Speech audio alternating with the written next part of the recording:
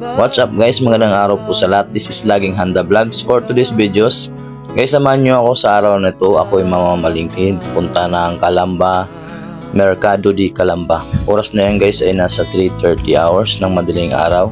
Habang ako ay paalis sa papunta na sa aking pupuntahan.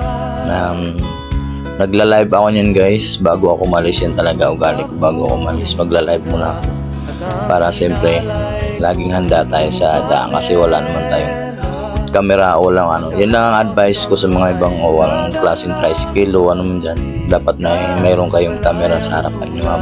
Napakaganda talaga yan guys. Ibig sabihin hindi lang naman sa ano kundi sa kapakanan mo rin. Yan na tinatawag na dokumentaryo yung inyong ginagawa o pagbibiyahe para siyempre hindi mo alam ang nangyayari. Kailangan lagi kang handa guys. Kaya ako naglalagay dyan ng camera, nagla-live ako dyan paalis. Kasi hindi mo alam naman ang biyahe sa kalsada na kung anong mangyayari sa'yo. Mas maigi na yung mayroon kang ebidensya. Documentary. Bago ako maalis yan guys. Siyempre, huwag mong kalimutan manalangin sa taas. Yan ang pinakaalas natin sa araw-araw natin guys. Kaya advice ko sa inyo, bago kayo umalis, siyempre manalangin kayo muna. At ngayon guys, nandito na ako sa una kong destination pagdating sa Calamba. Ang una ko talagang pupuntahan ko dyan ay yung kay Roy Sherwin Lugo. Yung kanyang grocery. Dyan muna ako nabili guys bago ako pumunta sa iba kasi mas malapit yan sa paradahan at bibilihan. Kaya dyan muna ako pumunta at kumuha ng aking pangangailangan. Napakaganda dyan guys. Minsan ang ginawa ko dyan, sinachat lang para hindi na masyado mano yung oras ko. Ginawa ko lang dyan na ako lang nanguha kasi nakakaya ang order ko. Kukunti lang guys, kaya ako lang kuha dyan. Ilang piraso lang kinuha ko dyan, ilang piraso lang binili ko dyan kasi may stock pa kami. Sabi sa akin ni Sherwin, ba't dito ako nag-chat? Sabi ko may stock pa, may kunti lang yung aking bibilihin, mga ilang items lang dyan. Mantika, steak, yan, hotdog plate, harina, sukal, yan yung mga kinukuha ko dyan, kunti lang. Kaya hindi ko na chinachat sa kanya guys. Madali lang dito guys, napakaganda dito mamili kasi napaka nila, napakabait yung mga staff nila, mga kasamahan nila, napakaganda. Hindi ka mahihirapan na mamili, minsan sila na kumukuha. Tuturo mo lang o sasabihin mo na lang, napakaganda dito guys kung namimili kayo. Kaya sa mga gustong bumili o pumunta, mas maganda dito na kayo guys. Ano ko sa inyo, mas maganda dito. Pagdating ko dyan guys, wala masyado pang tao kasi medyo maaga pa. Nasa oras pa yan ay mga alas 4 pa yata yan. Yung mga kinukuha ko yung asukal, harina, yan ng mga items na binili ko dyan sa kanya, mga ilang piraso yan. Kaya hindi ko chinachat. Siyempre nakakaya naman, chinat mo pa, kakunti lang yung order mo. Kaya yan guys. So samahan nyo ako sa aking pamimili dyan na Sherwin. Tuloy-tuloy lang yan guys sa aking mag-video. Yun mo ay dokumentary natin na kumbaga mayroon tayong papakita. And guys, na maya-maya napakarami ng tao. Yan lang po yung binili ko sa tabi. Yan lang piraso lang items. Maya-maya guys, napakarami ng tao dyan. Maya punta na ako dun sa aking pupuntahan sa isda at sa gulayan. Let's go! Sa mga isda. Isdaan tayo din tayo. Meron doon ang gulay isda.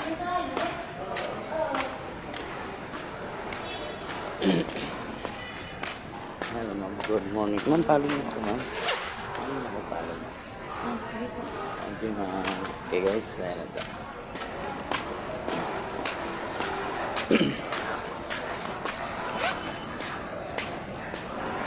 Magsipag araw-araw.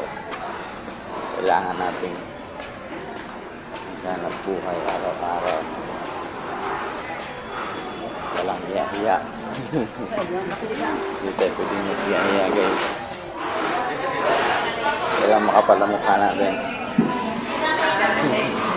Let's go. Thank you.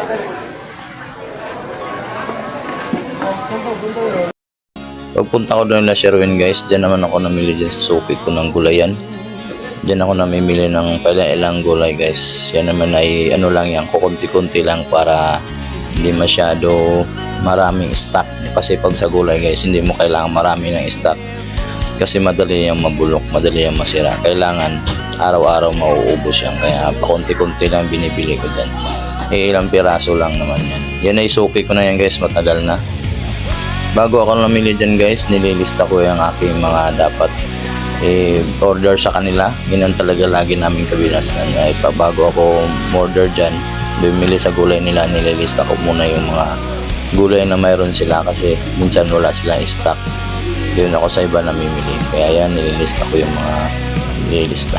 Pagkatapos yan guys, diretso ako dun sa bakery na binibilihan ko lagi ng buns, tinapay at saka yung paborito kong tinapay guys, yung lupia na yan.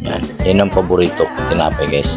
Yung lupia na yan nila guys, 6 pesos per isa yan, pero malalaki. At ang kagandahan yan guys, kahit gawin mo ng ilang araw mo siyang kainin, kahit gawin 3 araw, napakaganda, tagal mapanis.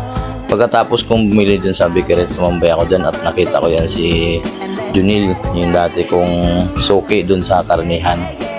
Yun guys, sabi niya sa akin, palo ako kasi tagal na daw kaming hindi nagkita.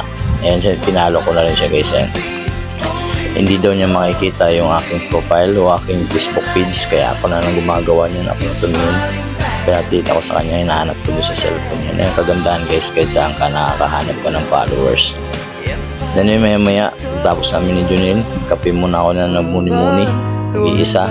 Yan ay naghahantay ako dun sa order ko ng gulay at saka chinat ko yung karne ko. Yan guys, yan muna. Nag-iisip kung kakape. Ang sarap magkape at may tinapay pag madaling araw. Pagkatapos ko nun guys nagkakape, dumiretso ako dun sa bilihan ko ng pusit kasi yun ang gagawin kong calamares. Tingnan mo yung pusit na yun guys, medyo mataas pa ang presyo. Yan naman, mayroon din galunggong na babae.